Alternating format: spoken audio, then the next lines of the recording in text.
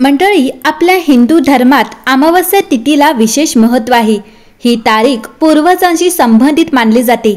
या तिथीला पितरांना स्नान दान तर्पण करण्याची परंपरा आहे। पंचांगानुसार प्रत्येक महिन्यात कृष्ण पक्ष आणि शुक्ल पक्ष असे दोन पक्ष असतात।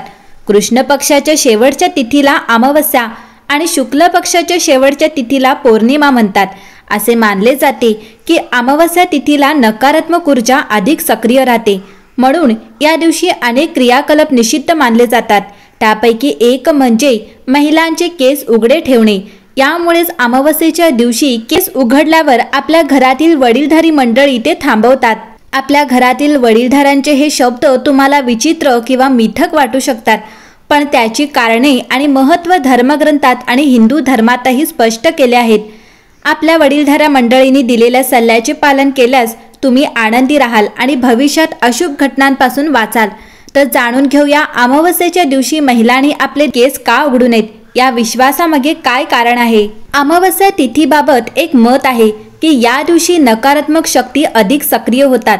केस उघडे ठेवल्याने महिलांवर नकारात्मक ऊर्जा लवकर आकर्षित होऊ शकते, म्हणून आपल्या घरातील आजी आई आपल्याला या दिवशी केस मोकळे ठेवण्यास मनाई करतात, कारण त्यांना कोणत्याही प्रकारच्या समस्यांना सामोरे जावे लागत नाही। ज्योतिषी सांगतात की अमावस्या तिथीला अनेक प्रकारची तंत्रविधी केले जातात, ज्यामध्ये केसांचाही वापर केला जातो। मारण, मोहन, उच्चतन आणि संमोहन कृती हे केसांद्वारेच केले जातात। याशिवाय खुले केस ठेवणे हिंदू धर्मात अशुभ मानले जाते। महाभारताच्या काळात हस्तिनापुरात द्रौपदीने आपले कपडे काढल्यानंतर दुशासनाचे रक्त केसांना लागेपर्यंत ती आपले केस उघडे ठेवेल अशी प्रतिज्ञा केली होती, अशी आख्यायिका आहे। त्यामुळे स्त्रीचे खुले केस अशुभ मानले जातात। सध्याच्या युगातही प्राचीन काळापासून चालत आलेल्या काही परंपरा आणि श्रद्धा आजही मानल्या जातात। शास्त्रानुसार सूर्यास्तानंतर महिलांनी केस मोकळे सोडणे आणि विंचरणे अशुभ मानले गेले आहे। अनेकदा तुम्ही घरातील वडीलधाऱ्यांनी सांगितलेले ऐकले असेल की सूर्यास्ताच्या वेळी संध्याकाळी केस धुवू नये, विंचरू नये। संध्याकाळी महिलांना मोठे केस असतील तर बांधून ठेवणे चांगले मानले जाते। ज्योतिषशास्त्रानुसार सूर्यास्तानंतर महिलांनी केस विंचरू नये। असे मानले जाते की सूर्यास्तानंतर नकारात्मक शक्ती वातावरणात राहतात, त्यामुळे जर महिलांनी केस विंचरले किंवा रात्री केस मोकळे सोडले तर या नकारात्मक शक्तींचा त्यांच्यावर परिणाम होऊ शकतो। महिलांना रात्री सूर्यास्तानंतर तुटलेले केस घराबाहेर फेकण्यास मनाई आहे। याविषयी असे सांगितले जाते की रात्रीच्या वेळी तुटलेल्या केसांचा चुकीच्या पद्धतीने वापर करून कोणी तुमच्यावर जादूटोणा करू शकतो। रात्री घराबाहेर फेकलेल्या केसांमुळे तुम्हाला नाहक समस्यांना सामोरे जावे लागू शकते। महिलांना नेहमी रात्री केस बांधण्याचा सल्ला दिला जातो।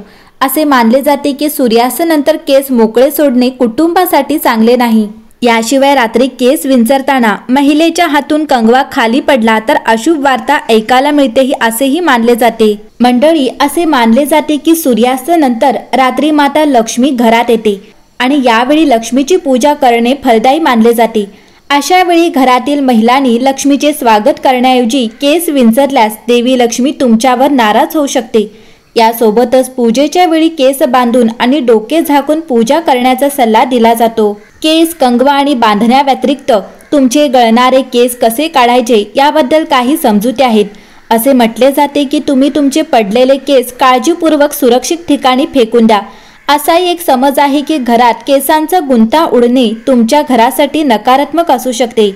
एका धार्मिक मान्यतेनुसार पौर्णिमेच्या रात्री स्त्री चांदण्याच्या प्रकाशात कंगवा करते तर चंद्राचा अपमान होतो। असेही मानले जाते की पौर्णिमेच्या रात्री नकारात्मक ऊर्जा आपल्या शिखरावर असतात, त्यामुळे या रात्री महिलांचे मोकळे केस पाहून ती घरात प्रवेश करू शकते। खरं तर शास्त्रज्ञांचा या श्रद्धेमागे असा विश्वास आहे की ही प्रथा अनादी काळापासून चालत आली आहे आणि जुन्या काळात घरांमध्ये वीज नव्हती आणि महिलांचे केस लांब होते, त्यामुळे महिलांनी रात्री केस विंचरल्यास जेवणात केस गळण्याची आणि पडण्याची भीती असायची।